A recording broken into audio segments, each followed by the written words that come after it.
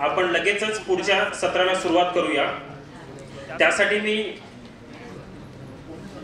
आपले सहभागी जे आहेत सरिता किचन मधील आपण सर्वांनीच पाहिलं असेल, विविध रेसिपी मध्ये आपण ते पाहत आलो आहोत। तर मी सरिता मॅमना आग्रह करेन की आपण स्टेजवर यावं। त्यासोबतच इंडियन फार्मर मधील आकाश जाधव यांनाही मी विनंती करेन की त्यांनीही मंचावर यावं।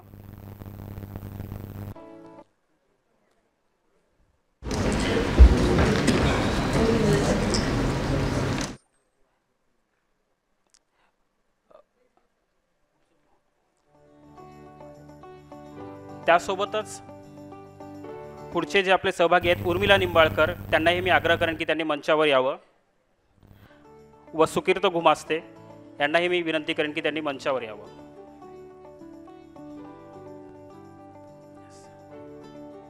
ताईंना मी विनंती करेन की आपले जे सहभागी आहेत त्यांचा आपण सत्कार करण्यासाठी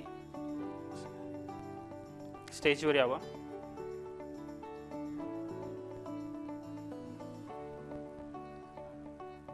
सगळ्यांनी जोरदार टाळ्यात स्वागत करायचं आहे।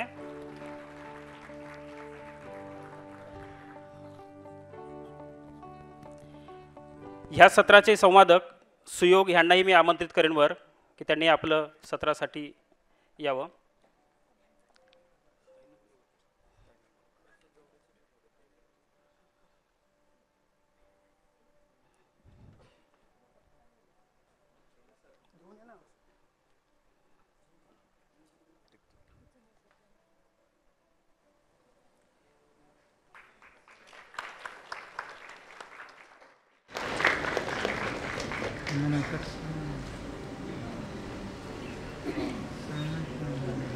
हे आपले सत्र क्रमांक दुसरे आहे आणि त्याचा जो विषय आहे तो आशय निर्मितीतून आर्थिक उत्पन्न, earning from content creation and brand collaborations.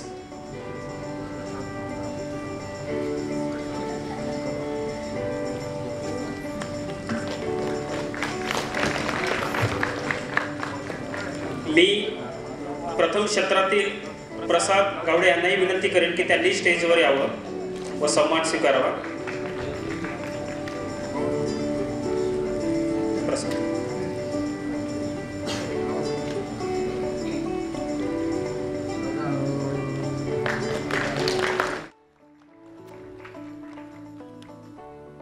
धन्यवाद मॅम। आपण दुसऱ्या सत्राची सुरुवात करूयात। Check mic check.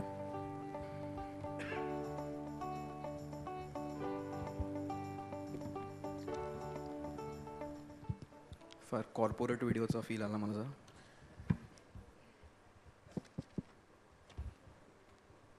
पैशाबद्दलचं सेशन आहे। बऱ्याच लोकांना खूप उत्सुकता असते किती पैसे कमवता येतात यूट्यूबवरनं, रील्सवरनं। थेट प्रश्न विचारणार होता पण किती पैसे जरा सगळ्यांनी रिलॅक्स होऊया। वायफळ किती लोक बघतात? खूप बघतील अशी अपेक्षा नाही आहे। प्राची बघ तेवढं मला माहिती आहे, शूट करते कारण ती। वा नाईस, अरे वा नाईस। तर रिलॅक्स असतं आपलं सेटअप जसं आहे तसंच प्रयत्न आहे। त्याच्या आधी मला प्रेक्षकांकडून जाणून घ्यायला आवडेल, कॉन्टेंटमध्ये स्वतःचं चॅनल किंवा एका चॅनलमध्ये काम करते असे किती लोक आहेत? त्यांनी जरा एकदा हात वर करा प्लीज। नाईस। आणि नवीन आहेत ज्यांना आता चॅनल चालू करायचं किंवा अगदी न्यू म्हणजे बिगिनिंग स्टेजमध्ये असे कोण आहेत त्यांनी सुद्धा एकदा हात वर करा। चॅनल काढायचं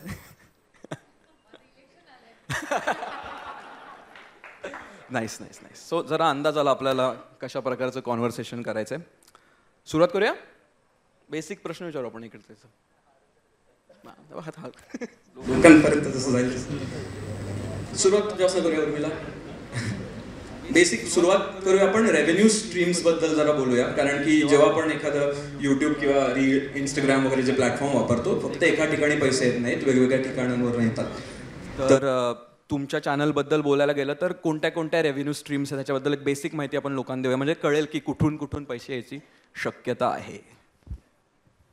अरे देवा। नमस्कार आधी सगळ्यांना, नमस्कार मंडळी। आणि आता खरं बोलायचं आहे तरी CA आणि तरीही छान GST भरावा लागतोय वगैरे सगळ्या गोष्टी कन्सिडर करून सगळं सांगण्याचा प्रयत्न करते. छान गोष्ट अशी असते की जेव्हा तुम्ही कॉन्टेंट क्रिएशन करायला लागता तेव्हा तुमचा कॉन्टेंट कधीच वाया जात नाही.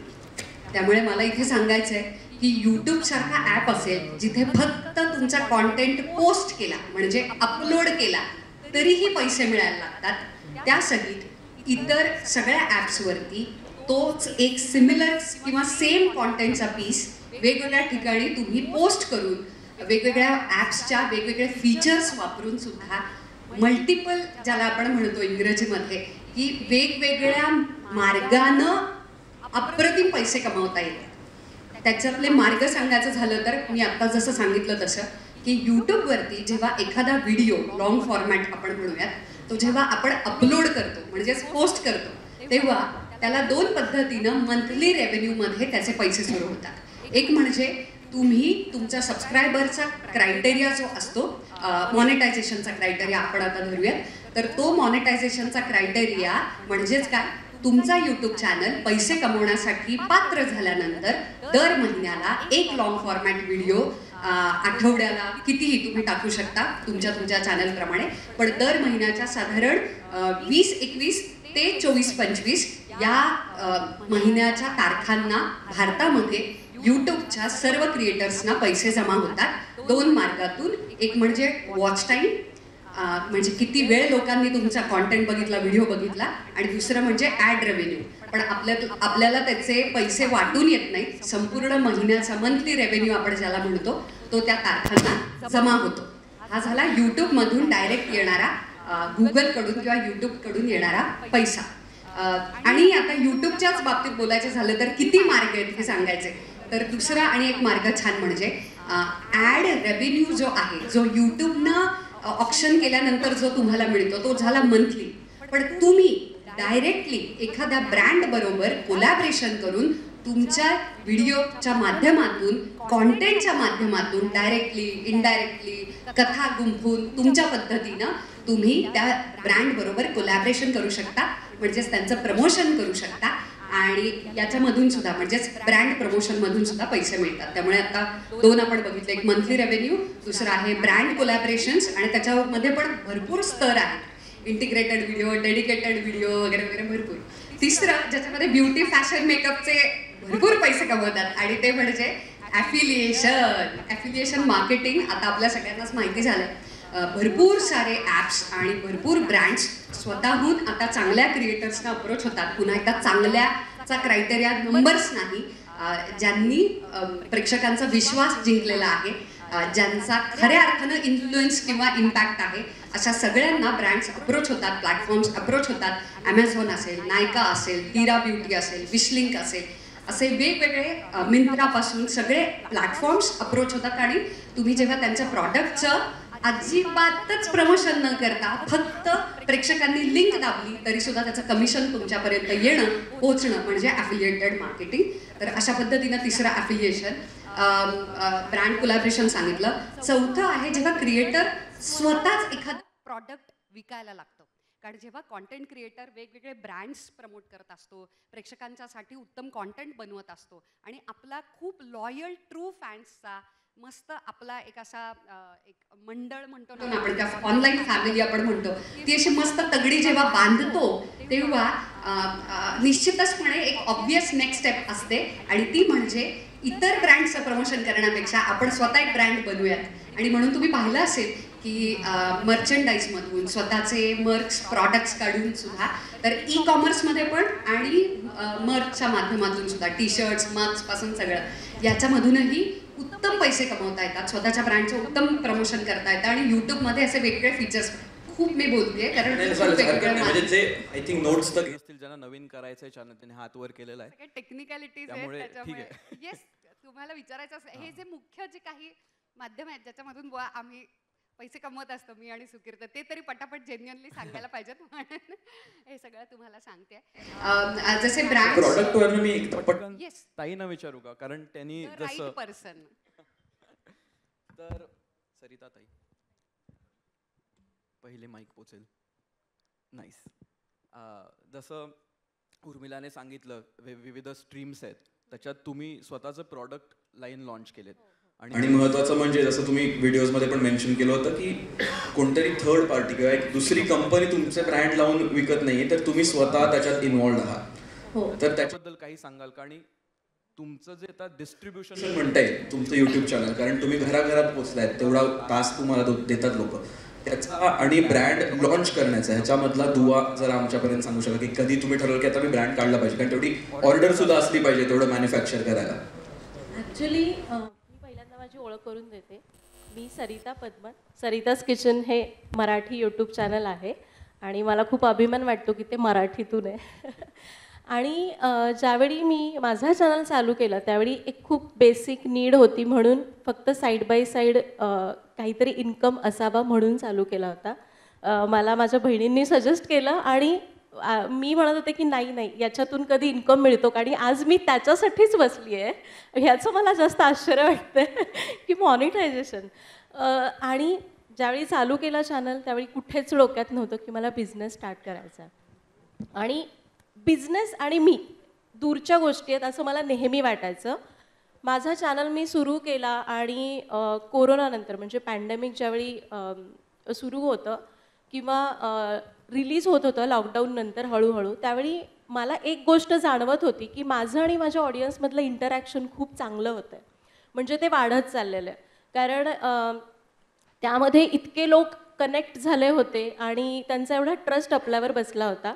माझा ब्रँड चालू करण्याचा उद्देश हा नव्हता की मला पैसे कमवायचे, पण ते फ्लोमध्ये होत गेलं. कारण ज्यावेळी मी पुण्यामध्ये आले, आम्ही आधी कोस्टलमध्ये राहायचो 8 वर्ष, माझी हेल्थ खूप खराब व्हायची कारण ते क्लायमेट खूप वेगळं होतं. सो मला जे माझे आत्ता सध्या प्रॉडक्ट्स आहेत वूड प्रेस्ड ऑइल्स, त्यामुळे इतके बेनिफिट्स मिळाले मला स्वतःला. आणि मग एकदा मी असाच व्हिडिओ केला की चला आपण दाखवूयात की याचे किती बेनिफिट्स आहेत, कारण शेवटी ते आपलं कल्चर आहे आणि आपण आता रिफाईंडच्या मागे लावून ते विसरत चाललेलो आहे. सो मला एकच कमेंट आली की म्हणजे एकच कमेंट मला सगळ्यांकडून येत होती की आमच्याकडे मिळतच नाही. मग मी म्हणलं आपण का नको लॉन्च करूयात. म्हणजे तशी मी डिसिजन घेण्यात खूप फटाफट आहे, म्हणजे मी घाबरत नाही शक्यतो असे डिसिजन घ्यायला.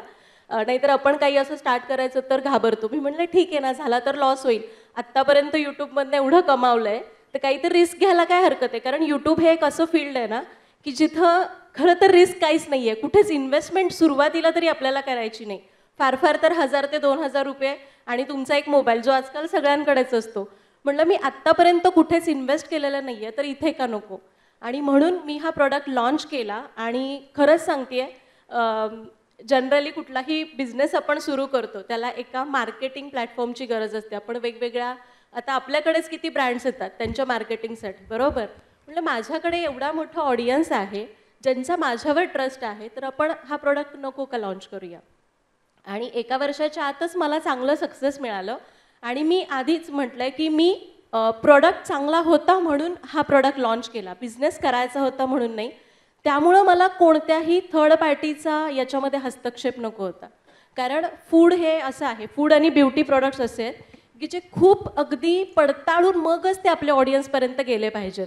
कारण उगाचच ब्रँड आपल्याला लाखो पैसे देत आहे म्हणून तो प्रॉडक्ट जर उर्मिलाने जरी सगळ्यांना सांगितला आणि त्याचे जर काही वाईट इफेक्ट झाले तुमच्या ऑडियन्सवर, किंवा एखादं काहीतरी दुसरं फूड प्रॉडक्ट आहे आणि मी सांगितलं की हे खूप चांगलं आहे आणि त्यात जर नको असलेल्या गोष्टी असतील ज्या लहान मुलांसाठी चांगल्या नाही आहेत, तर डेफिनेटली माझं ऑडियन्स परत माझा ट्रस्ट निघून जाणार. सो मला हा प्रोडक्ट लॉन्च करताना क्वालिटी मेंटेन करायची होती, म्हणून कुठलाही थर्ड पार्टी एजन्सी याच्यात इन्व्हॉल्व नाही आहे. आणि मला खरंच खूप छान वाटतं आहे. आपण म्हणतो मराठी माणूस बिझनेस करू शकत नाही, आणि माझ्या कुठे धानीमणी नसताना हे होऊ शकतं आहे. खूप छान वाटतं आहे. आणि पण असं नाही की चॅनल चालू केला आणि लगेच तुम्ही बिझनेस करू शकता. तुमचा तो ट्रस्ट बिल्ड व्हायला वेळ लागतो. मला त्याच्यासाठी 3 ते 4 वर्ष आरामात लागली. आत्ता माझं हे यूट्यूबचं 5वं वर्ष आहे आणि 1 वर्षामध्ये म्हणजे 3 वर्ष पूर्ण झाल्यानंतर मी हा डिसिजन घेऊ शकले, कारण मला माहिती होतं की माझ्या ऑडियन्सचा माझ्यावर तेवढा ट्रस्ट आहे, कारण आपण कॉन्टेंट तसा देतोय लोकांना. आय थिंक ताईने आणि उर्मिलाने पण दोघींनी जो मुद्दा सांगितला ट्रस्ट बिल्ड होणं हे खूप महत्त्वाचं आहे. कारण जेव्हा आपला ट्रस्ट निर्माण होतो तेव्हा आपण केलेली गोष्ट त्यांना फार जवळची वाटते. आणि ताईंच्या चॅनलमध्ये पण किती सुंदर आहे ना, तुम्ही रेसिपी बनवताय, तुम्ही स्वतःचेच तुमच्या स्वतःच्याच कंपनीचे पण प्रोडक्ट्स त्याच्यात वापरताय, Yes. तर तुमचं ऑडियन्स सुद्धा सिमिलर मोस्टली तशा चवीपर्यंत पोहोचण्याची जास्त शक्यता त्याच्यात असते. Yes. तर तोही एक चांगला फॅक्टर आहे. ह्याच्यावर मला आकाशकडे यायचं आहे. तुमचा मेजर ऑडियन्स जो आहे तो शेतीविषयक आहे. एकतर शेतकरी जनरली तुमचा कॉन्टेंट पाहतात. तुमचा हिंदी असल्यामुळे आणि मराठी वेगळं चॅनल असल्यामुळे रीच पण तुमचं बऱ्यापैकी देशभर आहे. नाहीतर माझ्यासारखी अन्नदाता लहानपणीपासून बघणारी मुलं तो चॅनल बघतात, कारण छान वाटतं तो बघायला. तर असं असताना यूट्यूबकडनं सुद्धा जेव्हा ही एखादी ॲडव्हर्टाईज दाखवली जाते ती ऑडियन्सवर पण खूप डिपेंडंट असते. त्यांची बाईंग पॉवर किती आहे, बाईंग कॅपॅसिटी किती आहे, कोणत्या प्रकारचे ते प्रोडक्ट्स घेऊ शकतात. तर माझं अझम्पशन आहे की तुमच्या चॅनलचे ग्रामीण भागातनं जास्त व्ह्युअरशिप असू शकते. तर अशा वेळी तुम्ही ह्या पूर्ण मॉनिटायझेशनकडे कसं बघता? ब्रँड्सकडे आपण नंतर येऊ सगळ्यांकडे, पण आता बेसिक मॉनिटायझेशन, कोणत्या प्रकारचा ऑडियन्स, ह्याच्याबद्दल काय सांगशील? हा खूप ऑप क्वेश्चन आहे ॲक्च्युली. म्हणजे टोटल मॉनिटायझेशन जे आहे किंवा अल्गोरिदम सगळी जी आहे ही खूप कॉम्प्लिकेटेड आहे टू बी व्हेरी ऑनेस्ट. आणि ह्या सगळ्या गोष्टींवरती हे डिपेंड करतं की तुमचं ऑडियन्स काय क्वालिटीचं आहे, त्यांची पर्चेसिंग पॉवर काय आहे, बाईंग पॉवर काय आहे, आणि कुठून ते येतात, त्यांची लोकॅलिटी काय, डेमोग्राफिक्स काय, ह्यावरती सगळं ठरतं. तुमच्या चॅनलवरती त्या पद्धतीच्या जाहिराती दाखवल्या जातात, त्याचे रेट्स तसे असतात. म्हणजे गुगलचं अल्गोरिदम वगैरे आहे सगळं. म्हणजे टोटली यूट्यूब क्रिएटर्स आणि त्यांची इकोसिस्टम किंवा त्यांचं मॉनिटायझेशन सगळं जे आहे ते त्यांच्या निशवरती डिपेंडंट असतं. म्हणजे शेतीचं चॅनल जर महिन्याला 1 लाख कमवतो आहे तर तोच चॅनल त्याच व्ह्युअरशिपला तेवढ्याच सबस्क्रायबर बेसला टेक चॅनल जर असेल तर तो महिन्याला जवळपास 20 लाखही कमवू शकतो.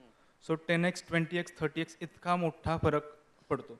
राईट. आणि आम्ही ॲक्च्युली ते फेस करतोय. लाईक आम्ही 5 वर्ष ग्रो करतोय, बट आमची जेवढी ग्रोथ आहे मॉनिटायझेशनच्या सेक्टर्समध्ये ती कम्पेअर्ड टू बाकी टेक क्रिएटर असतील किंवा ब्युटी क्रिएटर असतील किंवा बाकीचे FMCG असतील वगैरे, तर त्यांची खूप जास्त आहे. कारण ती इकोसिस्टम तेवढी ग्रोथ आहे, तेवढ्या मोठे ब्रँड्स तिकडे आहेत. म्हणजे टेकमध्ये सगळ्यात जास्त पैसा आहे किंवा काय. तसं ॲग्रिकल्चर सेक्टरमध्ये तेवढा पैसा नाही आहे, तेवढे स्टार्टअप्स येत नाहीत. सो मग सगळंच टोटली म्हणजे डिरेक्ट स्पॉन्सरशिप असतील किंवा जे ॲड्स असतात जे यूट्यूबच्या थ्रू, गुगल ॲडवर्ड्सच्या थ्रू वगैरे त्यावरती अफेक्ट करतं. जसं की सेल्स वगैरे असतात. तसं अमेझॉन खूप पैसे लुटतं. सो म्हणजे त्यांचा ॲडचा रेट समजा 10-20 रुपये असेल तर तिकडे आमच्याकडे ड्रिप इरिगेशनची ॲड आमच्या व्हिडिओला येते, त्याचा हार्डली 2 रुपये रेव्हेन्यू असतं, त्यातला आम्हाला शेअर होऊन येतो. सो कुणीही कॉन्टेंट क्रिएटर असेल किंवा काही तुमच्या निशवरती सगळं डिपेंड करतं टोटली. सो तसं ते आहे. राईट. तिथं ब्रँड्सवर येऊया आपण, कारण ते वेगळा मुद्दा झाला. सुकीर्तकडे येऊया, कारण की तुझं स्वतःचं जे आत्ताचं चॅनल आहे ते 11 महिने 12 महिने वर्ष पकडूया, वर्ष पकडून चालू, म्हणजे 1 वर्षापेक्षा हे आहे. पण तुम्हाला आधी दोघांनाही अनुभव त्याचा असल्यामुळे, पैशांचं सगळंच ते बघत असल्यामुळे तू जेव्हा चालू केलंस, आता एखादा नवीन माणसाने युट्यूब चॅनल काढणं आणि त्याच्याकडे अप्रोच करून प्रोडक्ट मार्केट फिट बघणं, कोणता ऑडियन्सला आवडतंय, कोणती भाषा वापरू, कशा प्रकारची भाषा वापरू, हे सगळं असतं. पण तुला आधीचा अनुभव असल्यामुळे तू त्याच्याकडे कसं बघितलंस? कारण की तुझ्या अनुभवातनं कदाचित काही लोकांच्या काही स्टेप्स वाचणार आहेत. तर पैसे कमवण्याच्या दृष्टीनं पण चॅनल बिल्ड सुरुवात स्क्रॅच पासून करण्याचं, तर त्या दोघांचा ताळमेळ कसा होता तुझ्यासाठी? हॅलो. हां. हो, म्हणजे आधीचा अनुभव आम्हाला खूप उपयोगी आला. कारण जेव्हा आम्ही उर्मिलाचा चॅनल आधी चालू केला त्याला आता 5 वर्ष होतील आता. आणि खरं सांगायचं तर तेव्हा आम्हाला काहीच माहीत नव्हतं. म्हणजे यातनं पैसे मिळतात का नाही हे सुद्धा माहीत नव्हतं. फक्त म्हणतात ना की एक आवड होती आणि काहीतरी एक स्वतःला व्यक्त व्हायचं होतं, अशा विचारातून तो चॅनल चालू झाला होता उर्मिलाचा. त्यामुळे करता करता आम्ही बऱ्याच गोष्टी शिकलो आणि बऱ्याच चुका केल्या. पण तेच होतं की त्या एकदा तुम्हाला चुका कळल्या की दुसऱ्यांदा तुम्ही जेव्हा व्हिडिओ बनवता किंवा नवीन चॅनल काढता तेव्हा त्याचा फायदा होतो. तर मला हे सांगायचं की जेव्हा उर्मिलाचा चॅनल मॉनिटाईज व्हायला आम्हाला 2.5 वर्ष लागले. म्हणजे 2.5 वर्ष आम्ही फक्त काम करत होतो आणि आम्हाला 1 रुपया सुद्धा मिळत नव्हता, तरी सुद्धा आम्ही करत राहिलो. आणि जेव्हा सेकंड चॅनल आम्ही काढला सुकीर्तजी नावानी, तर तो 3 आठवड्यात मॉनिटाईज झाला. म्हणजे हा फरक असतो. हॅलो. हां, आता येतं. हा फरक असतो कारण तेच आहे की आम्ही आधीच्या सगळ्या चुका टाळल्या. आणि परत तेच आहे की मॉनिटाईज होणं म्हणजे फक्त तुम्ही तो क्रायटेरिया तुम्ही एलिजिबल होता, पण त्याच्या पुढे तुमचा प्रत्येक व्हिडिओ हा महिन्याला चालला पाहिजे तरच तुम्हाला रेव्हेन्यू मिळणार आहे. शेवटी असं नाही आहे की बाबा आता झालं मॉनिटाईज म्हणल्यावर तुम्हाला महिन्याला पैसे मिळत राहतील. तर प्रत्येक व्हिडिओ तुमचा चालला पाहिजे, तितका चांगला क्वालिटीचा व्हिडिओ तुम्ही बनवला पाहिजे, प्रत्येक व्हिडिओचा दर्जा अजून सुधारला पाहिजे. त्यामुळे बरेच लोक मॉनिटाईज होतात पण नंतर रेग्युलर इन्कम मिळत नाही. पण झालं असं की जसं उर्मिलाचा चॅनल वर्क झाला तर सेकंड चॅनल आमचा दुसऱ्या महिन्यापासून रेव्हेन्यू चालू झाला. तुम्ही जर चांगल्या पद्धतीने कंटेंट केलं तर तुम्ही लगेच सुद्धा पैसे कमवू शकता. आणि आता त्यावेळेस त्याच्याबद्दलचा अवेअरनेस नव्हता, पण आता खूप जास्त अवेअरनेस निर्माण झाला आहे. इवन 3-4 वर्षापूर्वी इन्फ्लुएन्सर मार्केटिंग काही नव्हतं. आता खूप सारे ब्रँडसुद्धा इन्व्हेस्ट करतात, त्यांना कळतं की याचा इम्पॅक्ट आहे. तर या दोन्ही गोष्टी आहेत. पण मला हेच सांगायचं आहे की व्हिडिओ चांगला असेल ना तर तुम्हाला चांगला पैसा मिळू शकतो, खूप चांगल्या पद्धतीने तुम्ही पैसे कमवू शकता. पण परत पैसा कमवण्यासाठी म्हणून व्हिडिओ करायचा नाही आहे. कारण शेवटी आता विचार करा की पैसे कमवण्याचं मोटिवेशन 2.5 वर्ष एकही रुपया न कमवता व्हिडिओ तुम्ही करूच शकणार नाही.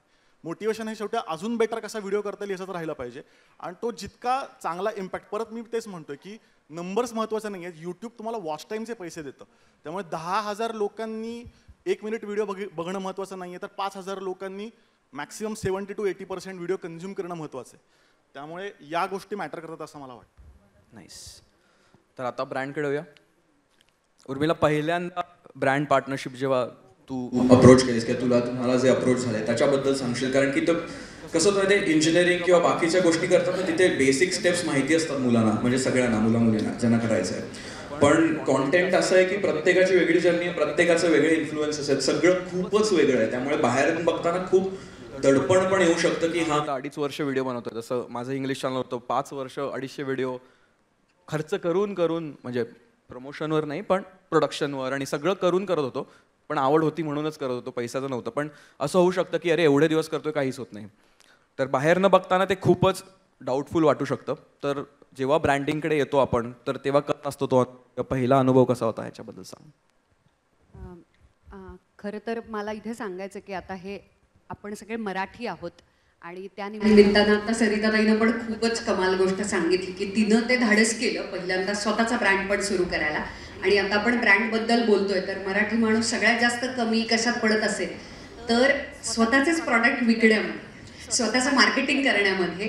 थोडंसं आपण साधेपणा जो असतो, नम्रपणा जो असतो, मॉडेस्टी जी असते तर ती बरोबर आहे. पण कधी कधी थोडंसं अपफ्रंटला येऊन आपल्याला आपल्या गोष्टी विकता आल्या पाहिजेत हे मी शिकले. आणि मी सरिताबाईकडून पण घेते कारण की उत्तम प्रॉडक्ट फक्त बनवून चालत नाही, तिचं ते कचकावून भारी तेल तर ते आहेच खतरनाक, सगळे ते मसाले आणि हळद वगैरे. पण त्याच्याबरोबरीला ती ज्या पद्धतीनं अप्रतिम त्या कॉन्टेंटमध्ये गुंफते तसंच मला इथे कुठेतरी करायचं आहे की लक्षात ठेवा माझा आणि सुकीर्ताचा यूट्यूब मास्टर क्लास आहे तर त्याची ॲडमिशन घे. तर पहिल्यांदा हे मार्केटिंग मी केलेलं आहे. अशा पद्धतीनं ब्रँड्सचा अप्रोच पण व्हायचं असतं अपफ्रंट. येस. तर आता ब्रँड्सकडे येऊयात. मी त्या बाबतीत स्वतःला खूपच पुण्यवान आणि प्रिव्हिलेज समजते कारण की ब्युटी, फॅशन, मेकअप, लाईफस्टाईल या संपूर्ण गटामध्ये खरेदी खूप केली जाते. जसं टेक्नॉलॉजीमध्ये सुद्धा आपल्याला अपग्रेड करावं असं वाटतं तसं कपडे असतील, मेकअप असेल, स्किन केअर असेल तर हे प्रॉडक्ट्स आपल्याला विकत घ्यावेसे वाटतात आणि तिथे शॉपिंग हा खूप मोठा क्रायटेरिया आहे. त्याच्यामुळे सुकीर्तनं अगदी मुळाशी जाऊन मुद्दा पकडला आणि तो म्हणजे आधी तुमचा व्हिडिओ उत्तम, कॉन्टेंट खूप छान व्हायला हवा. जेव्हा तुमचा कॉन्टेंट खूप उत्तम होतो तेव्हा जो ट्रस्ट बिल्ड होतो, विश्वास जो तयार होतो आणि त्यानं तुम्हाला विश्वास नाही बसणार. ज्या गोष्टींविषयी तुम्ही बोलत पण नाही पण व्हिडिओच्या फ्रेममध्ये ज्या गोष्टी दिसतात, फक्त दिसतात, म्हणजे एक इंस्टाग्रामची स्टोरी सुद्धा जी 24 तासामध्ये गायब होते त्याच्यातला एक फोटो, मग तो तुमच्या घरातला रँडम फोटो असेल, एखाद्या झाडाच्या कुंडीचा फोटो असेल तर त्याच्याविषयी सुद्धा चौकशी सुरू होते की उर्मिला ही झाडाची कुंडी कुठून आणलीस, प्लीज त्याची लिंक दे. आणि म्हणजे लिटरली मी लिंक दे ना ग उर्मिला नावाची सिरीजच आता सुरू करायला पाहिजे, एवढ्या लिंक्स मागितल्या जातात. याच्यावरून तुम्ही लक्षात घ्या की तुमच्या सारखं व्हावंसं वाटणं, तुम्ही जे प्रॉडक्ट्स वापरताय, तुम्ही ज्या गोष्टी प्रमोट करताय त्या घ्याव्याशा वाटणं ही तुमची ताकद तुम्ही ब्रँडला अप्रोच होता तेव्हा दाखवू शकता.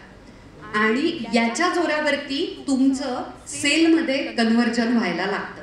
आणि म्हणूनच आम्ही पहिल्यापासून काही गोष्टी डूज आणि डोंट्समध्ये ठेवल्या की ते म्हणजे मी म्हटलं तसं की या कॅटेगरीमध्ये स्वतःहून मेल्स यायला लागले. त्यामुळे मला असं वाटतं जेव्हा स्वतःहून मेल्स येतात तेव्हा खूप जास्त मिडलमॅन किंवा मल्टी चॅनल नेटवर्क्स किंवा एजन्सीज असेल तरच आपल्याला ब्रँड कोलॅब्स मिळतील, तर हे खोटं आहे, हे मला इथे सांगायचं आहे. दुसरी गोष्ट म्हणजे तिसरी गोष्ट की काही गोष्टी या आपल्याशी बांधून ठेवायच्या, त्यामुळे ज्या मी पाळते. मी फक्त माझ्या कॅटेगरीबद्दल आणि माझ्या आणि सुकीर्तविषयीच बोलू शकते, आमच्या दोन्ही चॅनल्सच्या. आम्ही आत्तापर्यंत आज तागायत एकही असं प्रॉडक्ट प्रमोट नव्हे, फोटो पण त्याचा काढून टाकलेलं नाहीये जे आम्ही आमच्या आयुष्यात वापरलेलं नाही. ओके, तर याच्यामुळे जो विश्वास डेव्हलप होतो याच्या जोरावरती मी कॉन्फिडेंटली सांगू शकते की सेल किती होणार आहे, आणि हे मी ब्रँडशी बोलू शकते याच्यामुळे. चौथी गोष्ट अशी की फक्त वापरूनच नाही, तर जेव्हा तुम्हाला माहिती आहे तुमचे प्रेक्षक कोण आहेत, तुम्हाला तुमचा चॅनलचा सगळा बाज माहिती आहे, जातकुळी माहिती आहे, तुम्ही कसे कॉन्टेंट बनवता, तुमचा स्टोरी टेलिंगवरती तुम्हाला तुमचा विश्वास आहे, अशा वेळेला कधीही ब्रँडनं दिलेली 4 गुंदोवालावाली स्क्रिप्ट जी असते ती कधीच वापरायची नाही. ती स्क्रिप्ट तुम्ही ब्रँडनं दिलेली स्क्रिप्ट जर वापरली तर त्याची तद्दन जाहिरात होते. आणि लक्षात घ्या, तुम्ही जेव्हा ॲक्टर्स आणि मॉडेल्स जेव्हा ॲड करतात तेव्हा ते पात्र प्ले करतात, एखादं काल्पनिक पात्र आहे आणि ते बोलतात त्यांच्याशी बुवा, असं होतं. आणि कसं तो ओप्पो मोबाईलपासून जे कुठचे असेल तर आपण रणवीर सिंग शाहरुख खानला पकडत नाही ना की बाबा तू वापरतोस का ओप्पो म्हणून, बरोबर. पण उर्मिला निंबाळकरला पकडलं जातं, सुकीर्त गुमास्तेला पकडलं जातं की हे बाबा तू सांगतेस पण तू खरंच जाऊन थाळी खाऊन पैसे दिलेस का त्याचे, बरोबर. अशा वेळेला आपलं जेव्हा क्रिएटरचं नाव लागतं तेव्हा तुम्ही लक्षात घ्या की काय लेवलची रिस्पॉन्सिबिलिटी आहे. त्यामुळे मी या वाक्यावरती माझं उत्तर संपवते. ब्रँड्स येतील आणि जातील. येस, उत्तम ब्रँड्स मधून फक्त चांगले ब्रँड्स निवडून अप्रतिम पैसा कमवता येतो, आणि याचं उदाहरण मी आणि सुकीर्त आहोत. माझा खूप मोठा रेव्हेन्यू ब्रँड्समधून येतो, आणि मी फक्त आणि फक्त उत्तम ब्रँड्सना, वापरलेल्या ब्रँड्सना, जे मला पटलेत, जे माझ्या कॉन्टेंटमध्ये, माझ्या चॅनलमध्ये, माझ्या प्रेक्षकांना रुजतील, पटतील, वापरता येतील, व्हॅल्यू ॲड करतील आयुष्यात, अशाच ब्रँड्सना प्रमोट करूनही खूप चांगले मी पैसे कमवलेले आहेत. आणि पुन्हा एकदा ते वाक्य म्हणजे ब्रँड्स येतील आणि जातील, प्रेक्षक शेवटपर्यंत तुमच्याबरोबर असणार आहेत. याच्याही पुढे जाऊन सांगते, ॲप्स आणि प्लॅटफॉर्म्स, इंस्टाग्राम, यूट्यूब, फेसबुक, सगळे तुम्ही नाव घ्या, हे ॲप्स सुद्धा येतील आणि जातील, पण प्रेक्षक शेवटपर्यंत तुम्हाला फॉलो करणार आहेत. त्यामुळे we believe in true fans. Sarita ताईंकडे येऊया ह्याच्यावरनं. तुम्ही जेव्हा चॅनल चालू केलात, जसं तुमच्या बहिणीने सांगितलं आणि मग चालू झालं आणि मग ग्रोथ झाली, मग ब्रँड्स वगैरे यायला लागले, तर तेव्हा तुम्ही त्याच्याशी कसं डील केलं, कॉन्व्हर्सेशन्स कशी केलीत? कारण ब्रँड आला म्हणजे बऱ्याच गोष्टी येतात त्याच्याबरोबर, आणि पहिल्यांदा जे सुरुवातीला करतात त्यांना ते फार ओव्हरवेल्मिंग होऊ शकतं. तर तुम्ही त्याला कसं अप्रोच केलात, आणि ते कॉन्व्हर्सेशन, निगोसिएशन्स, त्याच्याबद्दल काही सांगाल? सुरुवातीचं एकदम इनिशियल. येस, सुरुवातीला खरं तर मी ब्रँड्सला 2-2.5 वर्षांनी सुरुवात केली. कारण मी सांगते, मी ज्यावेळी चॅनल सुरू केला ना, मला माहिती नव्हतं की पैसे मिळतात कसे. मी प्रत्येक गोष्ट मी फक्त गेले, माझं मॉनिटायझेशनचा क्रायटेरिया पण पूर्ण झाला, कारण लोकांना माझा आवाज, समजावण्याची पद्धत वगैरे आवडायची. आणि मी माझ्या बहिणीला फोन केला की म्हणलं, अगं ते ग्रीन टिक दिसतीये, काय करायचं आता? एवढ्यापर्यंत मला अडाणी होते मी, त्याच्यामध्ये काहीच माहिती नव्हतं. मग मी मॉनिटायझेशनला अप्लाय केलं, मग ते सगळं, मग तिथून रेव्हेन्यू जनरेट व्हायला सुरुवात झाली. ब्रँड्सबद्दल तर मी म्हणायचे की नको, कुठलेही ईमेल्स येतात आणि मग हॅक वगैरे झालं तर एवढ्यापर्यंत. कारण खरं सांगते, आजचा जो क्रिएटर समिट आहे ना, खरंच तू आत्ताचे जे नवीन चॅनल ओपन करायचे म्हणून जे इथे आलेत ना, त्यांना ॲटलिस्ट ही माहिती मिळते आपल्याकडून. त्यावेळी आपण अडाणी असताना चॅनल चालू केला असं म्हटलं तरी चालेल. त्यामुळं नको, कुठल्याही ईमेलला मी रिवर्ट देतच नव्हते, कारण मला भीती वाटायची की हॅक झालं तर काय करणार. कारण असे सेशन्स होत नव्हते, क्रिएटर खूप एकटा होता, अजूनही काही क्रिएटर्स जे एकटे आहेत. आणि मग 3 वर्षांनी मला एक कॉल आला, म्हणजे मी एकदा दिला माझा ईमेल आय डी अपलोड करून, की तुम्ही कुठला तरी एक किचन टूर केली होती, तो ब्रँड खूप छान गेला तो व्हिडिओ, तुम्ही ॲमेझॉनचं केलं होतं ना प्रमोशन. मी म्हटलं नाही, मी सहज केलं. आणि मग तिथून मग ब्रँड्स यायला सुरुवात झाली, आणि मग हळूहळू कळायला लागलं की नाही, आपण हे करू शकतो. आणि मग हळूहळू मी ब्रँड्स घेत गेले. पण तेव्हा हे सुद्धा माहिती नव्हतं की कमर्शियल्स डिसाईड कसे करतात.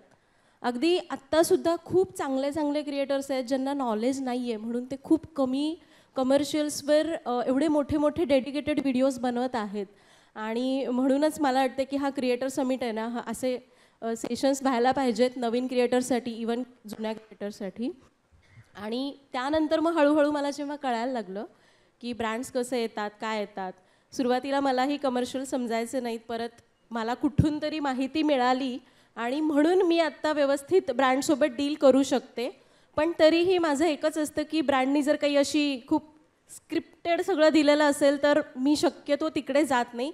कारण मला माहिती माझं ऑडियन्स मला शिव्या घालणार आहे तिथे. तुम्ही फक्त कमेंट्स बघा अशा व्हिडिओच्या.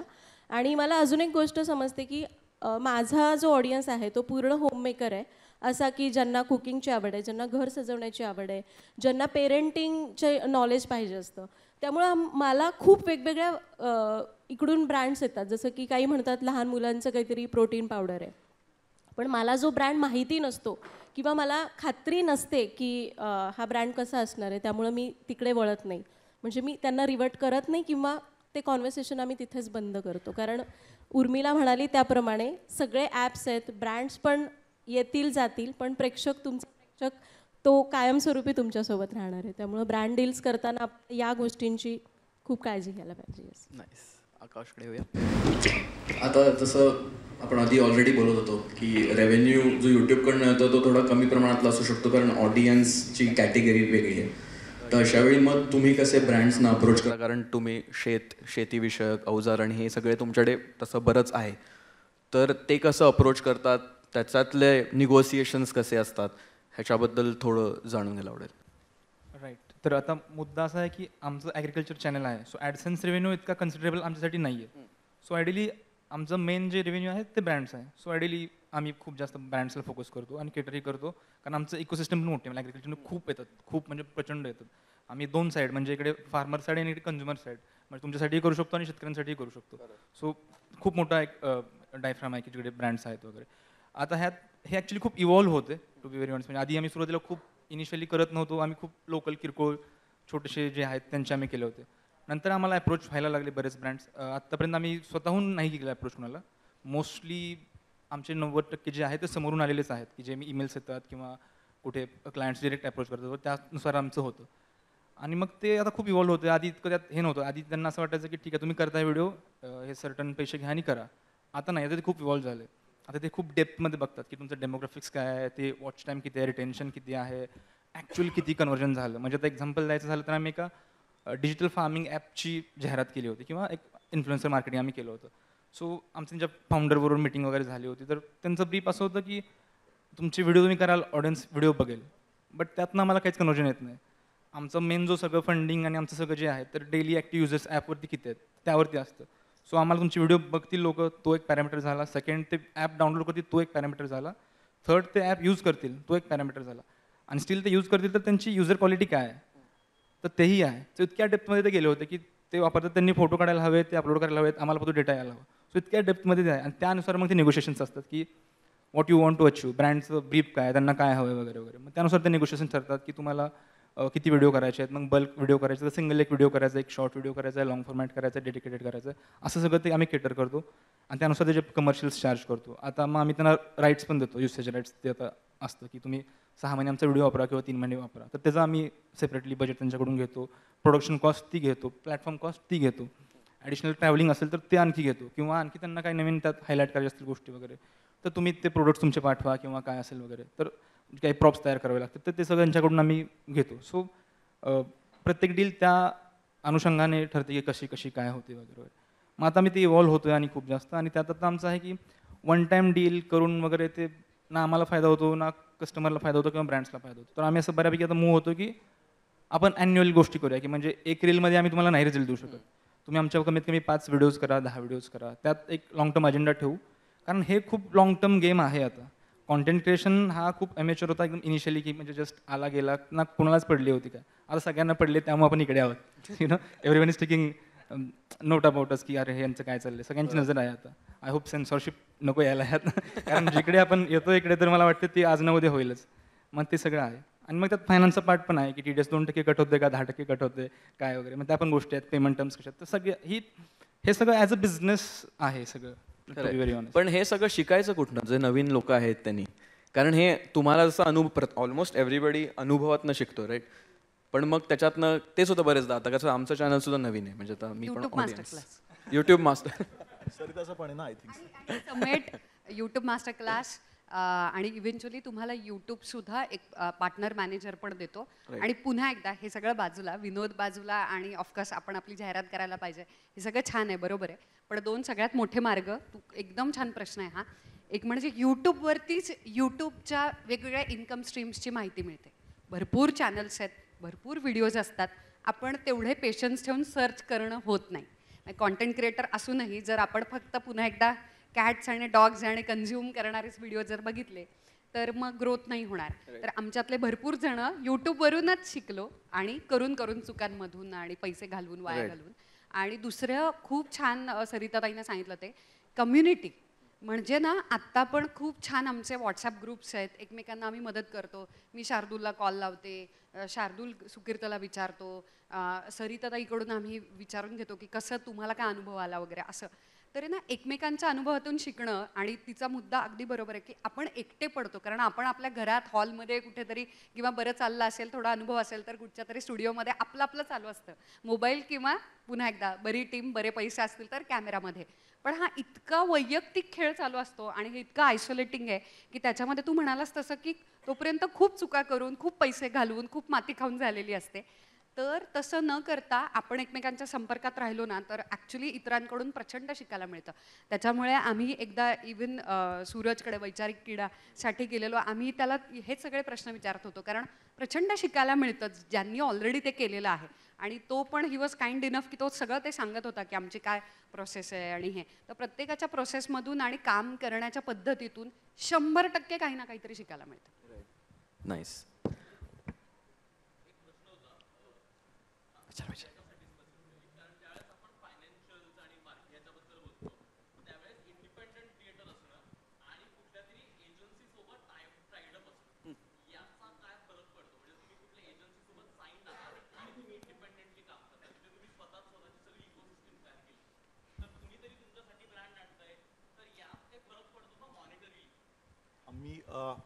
आम्ही म्हणजे याच्यातनं म्हणजे भाजून पोळून सगळं झालेलं आहे एजन्सी या गोष्टीमध्ये. मी तेच म्हणणार होते, आम्ही चांगले भाजून पळून निघालेलो यामध्ये.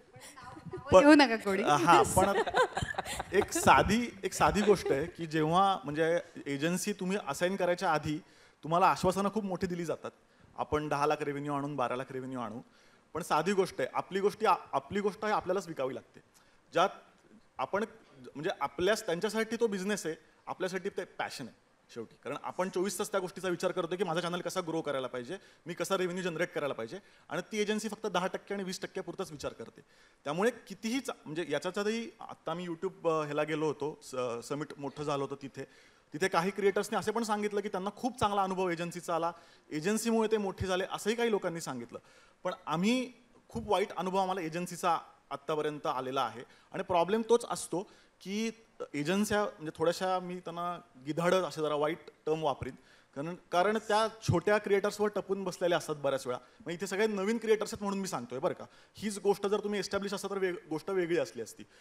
त्यांना तुम्ही ग्रो व्हायची वाट बघत असतात आणि तेव्हा आपल्याला काय वाटत असतं, आपण खूप रिसिव्हिंग एंडला असतो. आपल्याला असं वाटतं तसंही मी पैसे कमवत नाहीये, जर एजन्सी थ्रू जर मला त्यांनी 30% जरी घेतलं तरी मला काय फरक पडतोय, मला ते ब्रँड्स आणून देतील. पण असं अजिबात नाही आहे. आता कसं आहे, तुम्ही हे लक्षात ठेवायला पाहिजे की नाही म्हटलं तरी यूट्यूब जरी प्लॅटफॉर्म असला तरी ते सोशल मीडियासुद्धा आहे. तिथे कोणीही तुम्हाला थेट ईमेल ID किंवा ह्याच्यावरनं अप्रोच होऊ शकतं आणि सगळ्यांची नजर तुमच्यावरती असते. तर एजन्सी हा खूप ट्रिकी आहे. तरीही तुम्हाला एजन्सीचा जर मोह असेल तर मी म्हणजे किंवा तुम्हाला वाटलं की नाही हा माणूस माझ्या ओळखीतला आहे आणि चांगला आहे, एक्झिट टर्म खूप सोप्या ठेवायच्या, कुठेही कागदोपत्री अडकायचं नाही. म्हणजे जर नाही पटलं तरी लगेच नोटीस पिरियड काही कमी दिवसांचा देऊन आपण बाहेर पडू शकतो. पण आमचा वैयक्तिक अनुभव तरी एजन्सीच्या बाबतीत फारसा चांगला नाही. आणि मला अजून एक मेन्शन करायचं आहे, आम्ही पण असेच फसलो होतो. आम्ही फार नाही 7-8 महिन्यात बाहेर पडलो त्यातून. पण तीच एजन्सी अजूनही मला ब्रँडसाठी कॉन्टॅक्ट करते आणि खूप गोड बोलतात. ते अगदी पहिल्यासारखं बोलायचे. त्यामुळं आपण त्यांच्यासोबत असून आपला मंथली रेव्हेन्यू त्यांना शेअर करणं हे तर करायलाच लागणार ज्यावेळी आपण कॉन्ट्रॅक्ट साईन करतो. पण ब्रँडसाठी ते पण तेवढंच चार्ज करतात जरी ते तुमच्यासोबत असले किंवा नसले. त्यामुळं आणि ते आपल्या एकटेपणाचा फायदा घेतात असं मला वाटतं. कारण आपल्याला वाटतं की कोणीतरी आपल्याला मदत करायला मिळालं आहे आणि आपण खरंच लगेच त्यांना जॉईन होतो. हे मी केलं आहे, कारण मी आता म्हणलं खूप एकटं पण जाणवत होतं त्यावेळी. हे समिट्स वगैरे आत्ता होत आहेत. आणि उर्मिला म्हणाली आम्ही मागच्या महिन्यात 2 महिन्याखाली भेटलो होतो. माझा नवरा मला घरी जाताना म्हणतो आज तू खूप रिलॅक्स वाटतेस, कारण आम्ही एवढे बोललो, एवढ्या गप्पा मारल्या होत्या. आणि तेच की तुम्हाला जर वाटलं असं काही आहे तर तुम्ही बिंदास फोन करू शकता. आपण संपर्कात राहणं तितकं महत्त्वाचं आहे. येस, मी to be very honest slightly disagree करतो.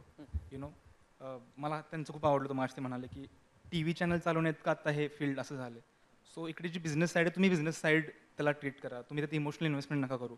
ब्रँड आहे तर त्यांना तेवढे आयबॉल्स पाहिजेत, त्यांना तेवढं मार्केटिंग हवं आहे. आणि एक एक्सपिरियन्स असाही आहे की ना क्रिएटर एवढे प्रोफेशनल नाही आहेत. ते ब्रँडशी नीट बोलत नाही आहेत, प्रॉपर प्रोफेशनली ईमेलला रिप्लाय नाही करत आहेत, टाईमलाईन्स फॉलो करत नाहीत, डेडलाईन्स फॉलो करत नाहीत. सो असे तुम्हाला मग तसं करावं लागेल. तुम्हाला पैसे हवे तर तुम्हाला त्या टर्म्स अँड कंडिशन्स, कारण हे इकडे असंच आहे तर तसंच करावं लागेल. तुम्हाला पैसे हवे तर तुम्हाला त्या गोष्टी ऐकाल, पण मोस्टली क्रिएटर ऐकत नाहीत. अशा ठिकाणी बऱ्याचदा एजन्सीज चांगलं कामही करतात, त्या हेल्पही करतात. खूप चांगल्या एजन्सीज आत्ता ग्रो झालेत खूप जास्त. म्हणजे आम्हीही भाजून पळून निघालो. ॲक्च्युली हाच तर हा खेळ आहे सगळा. भाजून पळून निघूनच तुम्ही शिकता. इकडे आज तुम्हाला सगळं रेडीमेड मिळतच नाही. आणि खूप शुगर कोट पण केलं आहे कॉन्टेंट क्रिएशनला, की लोकांना वाटतं खूप इझी आहे आणि इतकं इझी नाही आहे. तुम्हाला हे भाजून पळून निघावंच लागेल. ते ब्रँड्स तुम्हाला कधी कधी पेमेंट्स बुडवणार किंवा काही होणार, असंही होणार आहे. आणि किंवा बऱ्याचदा क्रिएटर साईडच्या पण खूप चुका असतात की तुम्ही तेवढं प्रॅक्टिकली नाही बाबा माझं असं आहे, ही माझी स्टाईल आहे, मी अशा स्टाईलमध्ये करेन. अरे पण त्याला तो मुद्दा घालायचा आहे, त्याला तो तिकडे शब्द घालायचा आहे. कॅम्पेनचं नावच आहे की ABCD समथिंग समथिंग. नाही मी XYZच म्हणेन, असं नाही होत ना. कॅम्पेनचं नाव आहे, त्यांचं हॅशटॅग आहे, त्यांचं मोठं, त्यांनी करोड रुपये इन्व्हेस्ट केले, तर तुम्हाला ते कोऑपरेट करावं लागतं. तर क्रिएटर असे करत नाहीत. आणि एजन्सी आहेत, सगळ्याच एजन्सी खराब नाही आहेत. आणि एजन्सी वेगळ्या अँगलनं बघते की ते म्हणते की तुम्हाला आम्ही असं करू, तुम्हाला असंच करावं लागेल. पण नाही, क्रिएटरला तसं नाही करायचं. त्याला म्हण नाही मी असंच करणार नाही. पण हे खूप इव्हॉल्व्ह होते, डायमेन्शन चेंज होतात. तुम्ही लॉंग फॉर्मॅट क्रिएटर आहात, अग्री. पण आता शॉर्ट फॉर्म जमाना आला आहे आणि एजन्सी तुम्हाला म्हणते की शॉर्ट फॉर्मॅट करा, आम्ही तुम्हाला डील्स देऊ. नाही मी नाही करणार शॉर्ट फॉर्मॅट, मला लॉंग फॉर्मॅटच करायचं. सो अशा 2 साईड आहेत. आम्हीही एजन्सीबरोबर काम केले, आत्ताही आम्ही काही एजन्सीबरोबर काम करतो. आम्हाला खूप चांगला अनुभव आहे.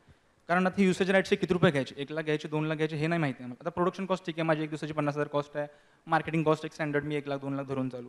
पण युसेज राईट 6 महिन्यांना त्याचे किती घ्यायचे हे मला माहिती नाही. एक एजन्सीचं मला उदाहरण असं माहिती आहे की एका क्रिएटरनं त्यांच्या एका Coca Cola, I don't know ब्रँडचं नाव घ्यायला पाहिजे की नाही, बट एक शीतपेय होतं. शीतपेय, व्हेरी व्हेरी नाही एवढं सुद्धा मराठी माझं नाही, बट ठीक आहे. एक ते त्यांनी ॲड केली होती क्रिएटरने आणि ती डिजिटल ॲड होती. सो ती ॲड त्या ब्रँडने नंतर टी व्हीला यूज केली.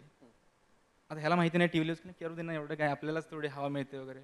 नाही, एजन्सीनं ब्रँडला लिगली हे केलं, जवळपास 80 लाख रुपये रिकवर केले. सो एवढा फायदा एजन्सीचा होतो. तुमच्या आयुष्यात तुम्ही नाही कमवणार 80 लाख एका डीलमधून. सो तसंही आहे. सो आम्हाला युसेज राईट्स असतील किंवा असं असेल किंवा आता आम्हाला असंही माहीत नव्हतं की कुठे इव्हेंटला वगैरे बोलवलं आहे, आज नाही पण कुठं असं की मीडिया हाऊसनं मोठं कुठे बोलवलं आहे किंवा दिल्लीला कुठे बोलवलं वगैरे, तर आर्टिस्ट फी तुम्ही चार्ज करू शकता जस्ट फॉर द ॲपिरन्स. ते आम्हाला माहिती नव्हतं. ते आम्हाला एजन्सी थ्रू कळलं. अरे त्यानं तिथं ईमेलला टाकलं की हां आर्टिस्ट फी बाबा समथिंग समथिंग राहील. म्हटलं हे पण असतं का. सो हे मीडियम आम्हाला माहितीच नव्हतं. शिकायचं कुठून ना तिकडून शिकायचं. हो दे थोडा लॉस, पण तुम्ही लाईफ टाईम शिकता ना तिकडे. आम्ही पण 1 वर्ष होतो, आम्हाला कळालं, नंतर आम्ही निघालो बाहेर, बट शिकून आम्ही खूप आलो. सध्या एजन्सी बरोबर करता की स्वतः करता? हां, सध्या स्वतः करताय की एजन्सी सोबत करता? मिक्स्ड बिझनेस आहे, कॉन्टेंट क्रिएशन बिझनेस आहे. इकडे सगळ्यात मोठा वर्ड आहे कोलॅबरेशन.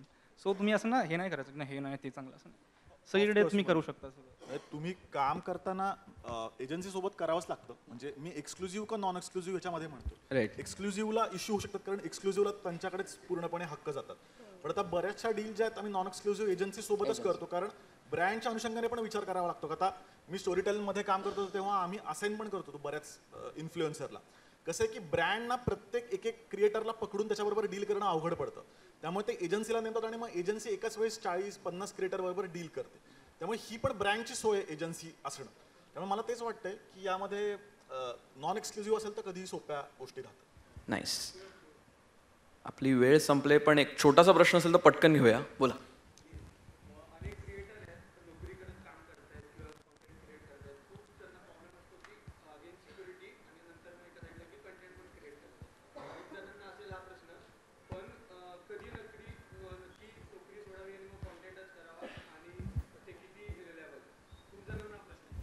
बेसिकली प्रश्न असा आहे की अशी लेवल कधी येते जिथे तुम्ही बाजूचे तुमची साईड हसलच तुमचा प्लॅन हे होतं. म्हणजे हे मी सांगू शकते, कारण मी 2 गोष्टी करत करत माझा चॅनल सुरू केला होता. आणि जेव्हा मला कळलं की आता मला कंटिन्यू इन्कम यायला सुरू झालेलं आहे, म्हणजे माझं नशीब चांगलं किंवा माझं कॉन्टेंट चांगलं होतं हे मी आत्ता नाही सांगू शकत, कारण मी खूप नवीन होते त्यावेळी. एका महिन्याच्या आत माझं मॉनिटायझेशन चालू झालं आणि एकही महिना असं नाही की मला यूट्यूबकडून पेमेंट आलेलं नाही. आणि जेव्हा ते कंटिन्युअस एका वर्षासाठी राहिलं आणि मला कळलं की आता मी करू शकते पुढे, त्यावेळी मग मी जॉब क्विट केला. सो तुम्हाला ती जाणीव होत जाईल ज्यावेळी हळूहळू. फक्त मला वाटतं की एक 7-8 महिने तरी कंटिन्युअस पेमेंट आलं की तुम्ही डिसाईड करू शकता. मला वाटतं ते तुम्हाला ऑटोमॅटिकली समजेल. खरं आहे. म्हणजे आता त्यांच्या उदाहरणात एका महिन्यात चालू झालं, ह्यांना 2.5 वर्ष नाही, लागली. पण प्रत्येकाची जर्नी इन्कम वेगळी सुरू आहे. झाल्यापासून एक 8-9 महिने ते कन्सिस्टंट राहायला पाहिजे. तेव्हा तुम्ही फर्मली डिसाईड करू शकता की आता मला कोणती दिशा निवडायची आहे, इकडे की इकडे. थँक्यू. सो सगळ्या तुम्ही इथे आलात, आज आमच्या घरी नाही आहात कॉफी प्यायला, पण तुम्ही इथे आलात आणि मस्त उत्तर दिलीत. ज्यांना कोणाला फर्दर डाऊट्स असतील त्यांनी नंतरही आम्हाला कोणालाही भेटा आणि बाकीचे पण क्रिएटर्स आहेत त्यांनाही तुम्ही प्रश्न विचारू शकतात. एवढं बोलून 4 शब्द संपूया आणि जागेवर जाऊन बसूया. Okay, thank you. धन्यवाद.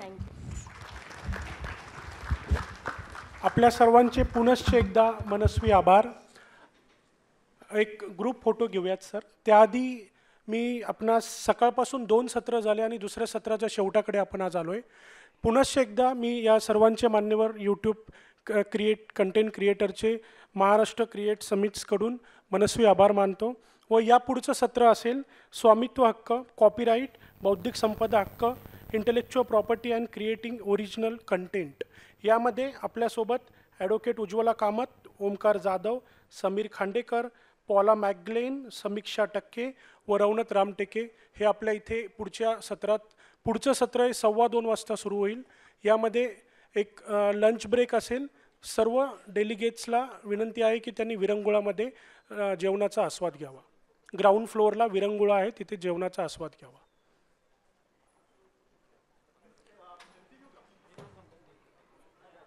एक मिनिट.